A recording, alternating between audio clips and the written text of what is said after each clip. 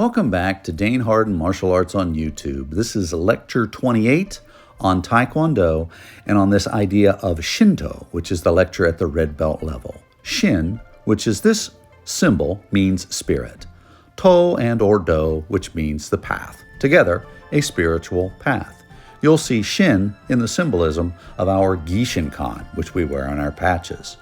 It was Amaterasu and her partner who would dip their spear from the clouds above into the seas, and from that spear would drip salt. Those salt droplets fell into the ocean and literally formed the islands of Japan. Or at least that's the legend, as is told in the Book of Ancient Ways, the Kojiki. This was during the Joan period. This Joan period, these artifacts being from that, is from ancient times, hundreds of years before Christ. Bells, or this idea of koto dama, the power within nature and sound, is something that's common throughout all of the ideas of Shinto, which is an animistic religion that basically relates to the powers of nature as godlike, or kami. Animism is this idea that there's power within the natural world. If we think about this universal sound of creation, the U and or Su, you'll see many Shinto priests and Buddhist priests who chant.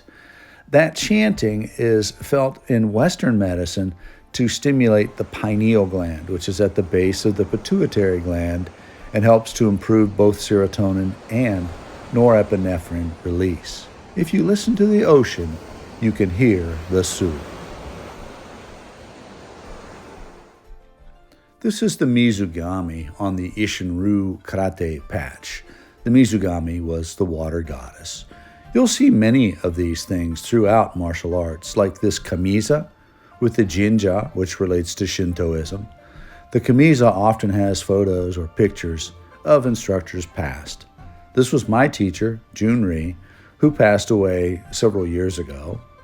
Morihei Ueshiba, who passed away in 1968. This is O-sensei with several of his students in Japan. This is myself with Joe Lewis. I got to speak at Joe's funeral in 2012. And this is Gozo Shioda, who passed away not too long ago and taught Yoshinkan Aikido. When we respect the past and we respect those who came before, we're really following the idea of filial piety and looking at our ancestors. My ancestors, like my great-grandfather, who fought in the Civil War with the North and was wounded at Bloody Run, or my father, who fought in Okinawa during World War II, or that lineage of myself passing the sword down to my son after he earned his black belt, is this idea of the Masubi, a knot that connects all of us over time. The spirit of change, nature, and time is a very Shinto concept.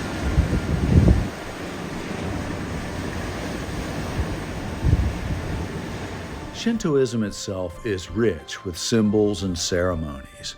You'll see torii gates often in front of natural structures like yama, which are mountains. Many of the torii gates you'll see in sequence like this, which mean some sort of an awakening as you pass through that gate. Most of the time you'll bow at the initial gate, and then as you go through, it's much a symbol of this idea of enlightenment. Some of the rituals that you'll see are sitting for dinner based on rank and or structure or title. This is a Shinto ceremony with incense with my son Josh and my friend Bruce. Misogi, or body purification itself, is this idea of removing toxins and or purifying the mind. So it's both mind and body purification, hence the term misogi, often done with either ice-cold water or, as I'm doing here, sitting in seiza in the snow in a deep meditative state. Misogi can also be something as challenging as climbing mountains. This is me on top of Half Dome. Half Dome is in Yosemite, which is out in California. I climbed that a few years ago, and it's a form of self-purification just because of the challenge as one step moves in front of another as you climb that mountain. Polytheism, or the idea of many gods. This is Amaterasu, who is the sun god. There are something like thousands of gods in this idea of Shinto. This was in Nara, where the deer themselves are considered a higher form of life or a god because they're vegetarian. The soul of the samurai was his sword, which is almost godlike. And this is Fujisan or Fujisama, the mountain, with my friend Bruce and I standing in front of it.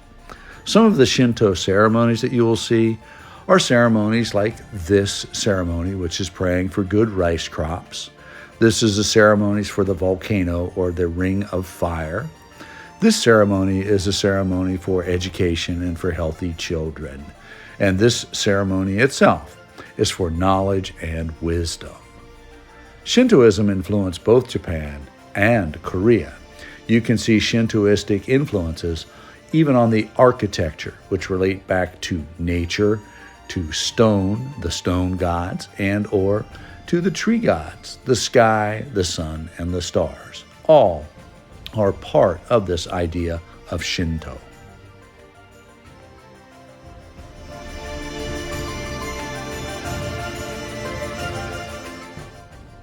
In Japan, you'll see Shinto blended with Buddhism and Zen. Often, if you talk to a Japanese person, they'll tell you that they're not a Shintoist, but they're Buddhist for the most part. However, nearly all Japanese people partake in certain Shinto ceremonies and celebrations. So Shinto is something that is truly ubiquitous throughout nearly all of Japan and is associated with both Buddhism and Zen. Guys, this is Dane Harden with Dane Harden Martial Arts on YouTube. I want to thank you for watching. If you haven't already, please like and subscribe to Dane Harden Martial Arts on YouTube. Please stay tuned for lesson number 29 on the Red Belt skills coming up.